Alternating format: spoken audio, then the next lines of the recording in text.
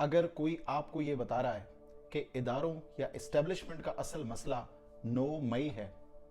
تو یقین جانیے یہ بتانے والا انتہائی بدذات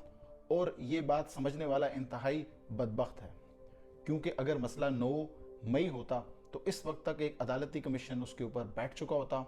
اور سی سی ٹی وی فوٹیج سے لے کر اس وقت کے سیکورٹی لیبس کے اوپر تمام تحقیقات مکمل ہو چکی ہوتی یا کم سے کم چالان ضرور پیش کیا جا چکا ہوتا، مگر ایسا نہیں ہوا کیونکہ اصل مسئلہ 9 مئی نہیں ہے۔ اگر تھوڑی دیر کے لیے عقل اور منطق کو ایک طرف رکھ کے یہ تصور بھی کر لیا جائے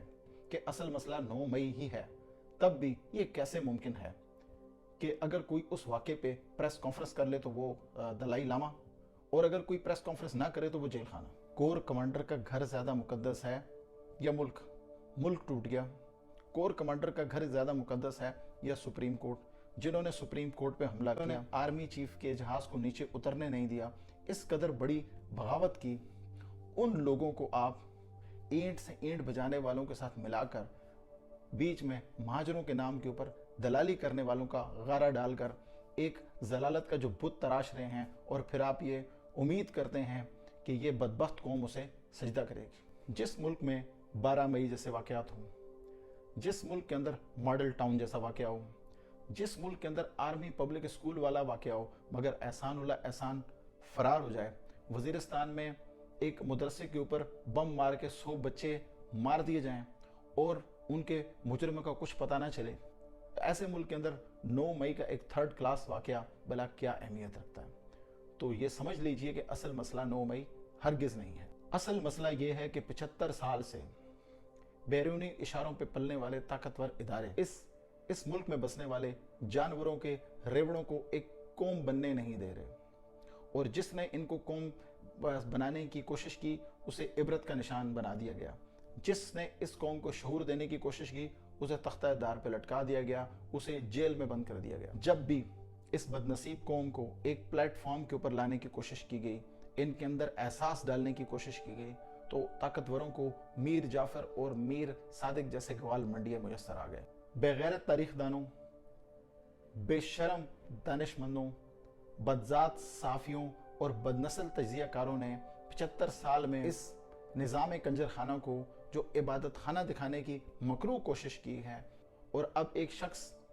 اس غلیظ جسم کے اوپر سے تعفن زدہ کپڑے اتارنے کی جو کوشش کر رہا ہے، اس کے ساتھ اس سارے نظام کی کھال بھی اتر رہی ہے۔ قصور اصل میں یہ ہے جس کی انہیں سزا مل رہی ہے۔ جب توشہ خانہ غسل خانے میں پھسل گیا، فورن فنڈنگ کی ٹانگ ٹوٹ گئی، عبدالقادر یونیورسٹی سے بھی کچھ نہ نکلا تو فرا گوگی ہاتھ آ گئی، مگر قدرت کی شان دیکھیے، این اسی جنرل شفاعت نام کا شخص بھی نازل ہو جاتا ہے جس کی کرپشن قوم کے اوپر عیاں ہو جاتی ہے۔ 450 ارب کے اوپر آپ کا کیلکولیٹر چل رہا تھا، 1600 ارب پہ کیلکولیٹر بالکل ٹھیک تھا،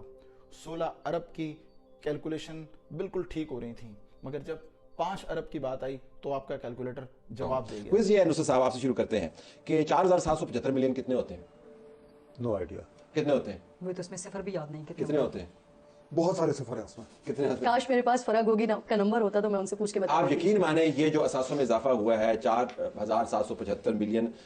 تمام صحافی جو ہم اعداد و شمار کو سمجھ لیتے ہیں، نتائج بھی ہم اسس کرتے ہیں، بجٹ بھی دیکھتے ہیں، یہ رقم اتنی بڑی ہے کہ یکدم آپ اس کا جواب نہیں دے سکتے، تو یہ تقریباً 5 ارب کے قریب یہ رقم بنتی ہے۔ یہ ہوتے ہیں وہ ماں بیچ میڈیا پرسن، یہ ہوتے ہیں وہ بدترین قسم کے اینکر، یہ ہوتے ہیں وہ لوگ جن کے ایمان کو خریدا جا چکا ہے، یہ ہیں وہ لوگ جو صحافت کے نام پہ دھندا کرتے ہیں۔ یقین کریں ایسا لگ رہا ہے کہ کسی اناڑی قسم کے مکینک نے گاڑی کھول لی ہے اور اسے سمجھ نہیں آ رہا کہ اسے بند کیسے کیا، اور اس اناڑی کی سفارش کرنے والے اور اس کے کاموں کی توجیہ پیش کرنے والے ہر شخص کے اوپر ہزیمت برس رہی ہے۔ میری ارباب اختیار سے درخواست ہے کہ چلیں، ملک کی عزت کا خیال نہ رہا، قوم کی لٹیا تو آپ نے ڈبو دی، مگر کم سے کم کچھ اپنی عزت کا خیال کریں، اپنے پچھلوں کو دیکھ لیں، کس قدر ضلالت سمیٹ کر وہ گئے ہیں، کس قدر عبرتناک موت مرے ہیں، کس قدر انہیں گالیاں پڑ رہی ہیں۔ تو یہ کیسے ممکن ہے کہ جو غلط انہوں نے کیا تھا وہ غلطان اگر آپ دوبارہ کر رہے ہیں تو آپ کی عزت افزائی ہوگی، آپ کو نشان حیدر دیا جائے گا اور قوم آپ کو سنہری الفاظ سے یاد کرے گی۔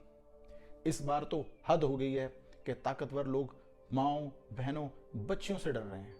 ان سے خوف، عورتوں سے خوف کھا رہے ہیں، उन्हें 15 बार जमानत मिलती है मगर 16वीं बार उन्हें दोबारा जेल में बंद कर दिया जाता है। इस कदर बेहिस और इस कदर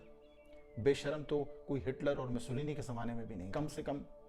और किसी का न सही तो इतना ख्याल कीजिए कि कुछ माह पहले पिछला ताकतवर शख्स ये कस्में और हल्फ उठा कर गया था कि अब हमारा सियासत से कोई ताल्लुक नहीं है, हमारे इदारे ने ये फैसला कर लिया है कि वो सियासत के अंदर किसी किस्म की मुदाखलत नहीं करेगा। उसके बाद आप ये सब कुछ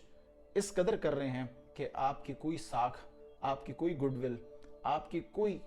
कदर बाकी नहीं। क्या आपका भी कोई खुदा है, आपका कोई रसूल है, आपकी कोई किताब है? क्योंकि जो काम आप कर रहे हैं ये तो शायद कोई बदतरीन मुल्हिद भी ना कर सके, जालिम तरीन मुनाफिक भी ना कर सके, कोई बदतरीन मुर्तिद भी ना कर सके। किसी माँ ने तो आपको जन्म दिया होगा, कोई तो आपका बाप होगा, कहीं तो आपका हिसाब होगा। दूसरों पे ना सही अपनी ज़ात पे रहम करें, अपनी माँ से ज़्यादती बंद करें, अपनी अदाओं पे गौर फरमाएं, रुजू करें ताकि खुदा हम पे रहम करे और ये कौम और मुल्क कल कुछ अच्छे दिन देख सके, हमें कुछ सुख का सांस नसीब हो। हमारा अब मुल्क बहुत बर्बाद हो चुका, कौम ज़लील व ख्वार हो चुकी है, दुनिया के अंदर अब इज़्ज़त से हमारा कोई ताल्लुक नहीं रहा। खुदा के वास्ते ये ड्रामा बंद करें ताकि हम कुछ सुख का सांस ले सकें, फिर शायद कुछ अर्सा बाद जाके कहीं इंसानों में हमारा शुमार हो सके। वमा अलैना इल्लल बलाग।